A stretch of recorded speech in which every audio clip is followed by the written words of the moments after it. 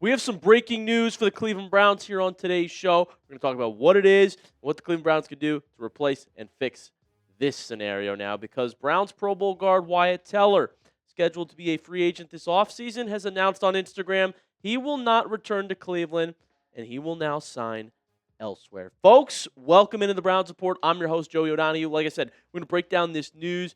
Is this bad for the Browns? Is this fine for the Browns? And what is Cleveland going to do to replace Wyatt Teller now? But first, get in the comment section and give me one word reaction to Wyatt Teller saying he's leaving the Brownies. We're going to show you the full statement, too. It was emotional. I do feel like Teller was being sincere, didn't want things to end this way. But let me know in the comment section your one-word reaction that Wyatt Teller is leaving Cleveland all of a sudden. Here is the full statement from Wyatt Teller on his Instagram. I wish things were different, and this is hard to put into words. When Buffalo traded me to Cleveland 7 years ago, I never could have imagined how much this city would mean to me. Ultimately, the Browns took a chance on me that changed the trajectory of my life forever. To the most loyal fans in the NFL, that is us, I hope y'all know that you have made a mark on my family's life forever. I proposed to Carly on the 50-yard line at the stadium, bought our first home here, and proudly welcomed both of our babies to the world in Cleveland. Made friendships and connections on and off the field that will last far beyond the game of football. Our family is so blessed and grateful for everyone in Northeast Ohio who has supported and loved us these past 7 years. While we are excited and look forward to what the future holds, Cleveland will always have a special place in our hearts. As always, go Browns with love and pancakes, Wyatt Teller. Essentially, this is a goodbye message to Cleveland. He is not going to come back. He's Teller's test free agency. When you think about Teller's season last year and some of his numbers, there's clear regression, right? I mean, look at the PFF grades. 62 overall. Pass blocking was not good for the Browns last year. It just wasn't. And Teller was okay. I wouldn't say he was the biggest problem on our offensive line, right? 3 sacks given up, 4 penalties. But it just wasn't going to work. It was time. It was time, and so I understand the decision from Wyatt Teller. Obviously, things ended kind of weird as well with Stefanski. We'll talk about that in just a moment. But overall, numbers aren't great. They're okay. Now, his career stats, this was a guy that was an All-Pro, that was a Pro Bowler, like Schefter said. I mean, he had some great seasons in Cleveland over the past 7 years, but last season was just not one of them. And so with Teller aging and hitting the market, I think he wants to get paid somewhere else to contend right away. And honestly, Cleveland is going to have to revamp their entire offensive line. So a lot of Cleveland Browns, former and current, reacted to the news. Shedeur Sanders commented on the post, a little frowny face, and said, "Gonna miss you, bro." Also, as I'm reading right now, Myles Garrett commented, said, "Love you, brother." Shelby Harris said, "All love." Greg Newsome commented on it as well. I mean, Teller had worked with a lot of different members of this Browns organization, and that time has come to an end. So, to reiterate essentially what I have been saying about Teller's performance in Cleveland last year, it was just okay. Clear regression, though. And the situation I refer to, it's like he got soft benched.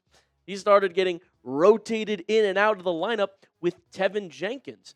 And Carly Teller, Wyatt Teller's wife, was very mad about the situation. She was very vocal about what's going on in Cleveland, said it's disgraceful what Kevin Stefanski was doing. And then Teller got hurt.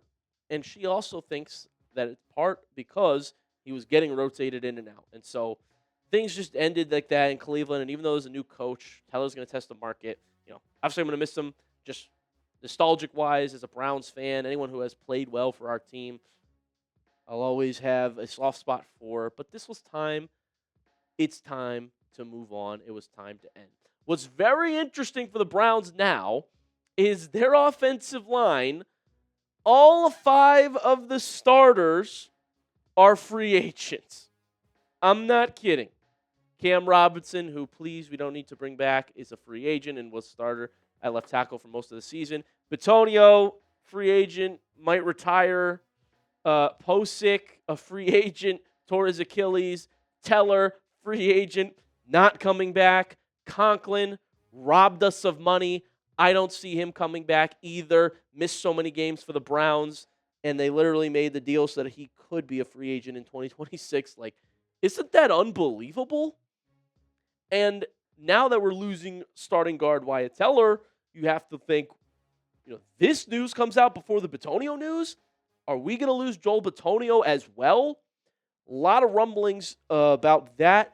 The latest on Bitonio, though, they pushed the void date back of his contract to March 10th.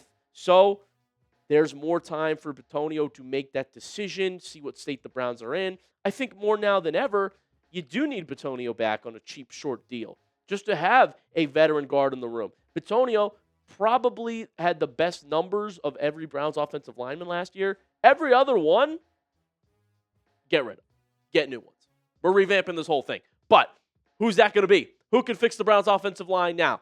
We're going to talk about some names that Cleveland could go out and draft and sign to replace Wyatt Teller and make this thing a little bit better. But because we're getting in to the good part of the video now, the fun part, I'll tell you guys about this awesome deal, this merch we have going on at Chat Sports.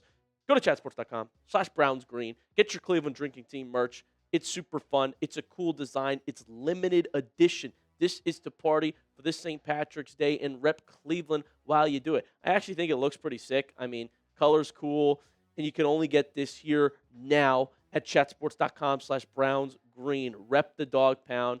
Get your drink on for St. Patrick's Day. It's unique. It's a cool shirt. You think your friends will be like, where'd you get that? Because it looks pretty cool. And if you're a Cleveland fan, you're going to want to be a part of the Cleveland drinking team. So for St. Patrick's Day merch, go to chatsports.com/brownsgreen. Easy link to remember. It's in the comment section. It's in the description. I appreciate you all. And without further ado, as promised, let's talk about who could potentially join the Browns offensive line to fix this mess now where you have 5 free agents. So first of all, Tyler Linderbaum, I think, is a legitimate target here for Cleveland. There's connection. Not only would he follow Todd Monken, but he would follow his offensive line coach, George Warhop, who was the Ravens OL coach last year, is now the new Browns OL coach who followed Todd Monken. And Linderbaum, easily the top offensive lineman in free agency. He's the name everybody's looking at. He's the name everybody wants. Dominant run blocker. Market value is about $17.7 million a year on the pricier side. But, that's a name you sign, you get. Cleveland can clear up the cap to do it with ease. And you just automatically finally have a consistent, solid starter up front. We need to go after Linderbaum. We do. The numbers last year for Linderbaum, pretty solid when you look at his PFF grades, especially that run block grade. 83. That's what I'm saying. True mauler. He's the center you need. Only allowed 2 sacks. Good player. Familiarity with the Browns coaching staff. Get him in here. You need at least one big splash in free agency, and I think Linderbaum could be that. When you talk about the draft and rookie offensive linemen that Cleveland could go after and get, a lot of the top names are actually tackles, not guards. Cleveland desperately needs tackles, but now they're going to need someone to replace Teller. So, Mauino and Fano, those are the top 2. Those are going to be your first pick. You're not getting them with that second first-round pick, either of those guys. This is a draft class where there is a clear best guard, and that is the Penn State guard, Vega Ioane. If somehow he's there at 24, you get the best guard in the draft class, especially now knowing you might need 2 new ones. Monroe Freeling, a name I get told about a decent amount here for late in the first. The Georgia tackle, so keep an eye on him at 24.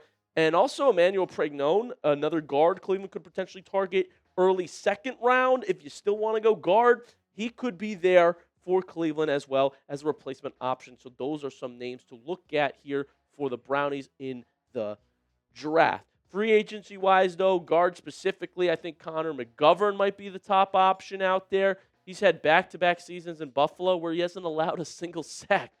Does that not sound good to you, Browns fans? And guess what? I saw a game this year where the Bills gave up 8 sacks to the Texans. McGovern was the only one holding his ground because he didn't give up a single one. Now, they say he's better at center than guard, but he plays right and left guard, which is exactly what Cleveland would need, and would be slightly cheaper than Tyler Linderbaum at $16 million a year. Not only has he had such impressive seasons, not giving up sacks, but he was a Pro Bowler in 24, 6th highest pass blocking grade, 73.4 among centers, agile blocker, powerful hands, another guy you can go out and get to play at guard or center, depending on if you do get Linderbaum or you don't. But at least one of these free agent linemen has to be a big splash that the Browns do. So I'm in on it. I want your opinions, though. Comment your number one offensive line target for the Brownies, now knowing they need one. I don't know that Zach Zinter is your answer. I don't know that getting Tevin Jenkins back in free agency is your answer either. So I think we need some new, fresh life in that Browns OL room. I mean, those guys couldn't even start behind Teller. So, let's get some totally new offensive linemen that are actually proven and good, like Linderbaum. Comment the ones that you want the Brownies to go out and get and hopefully actually make things easy on Shedeur Sanders / whoever plays quarterback for the Browns next year.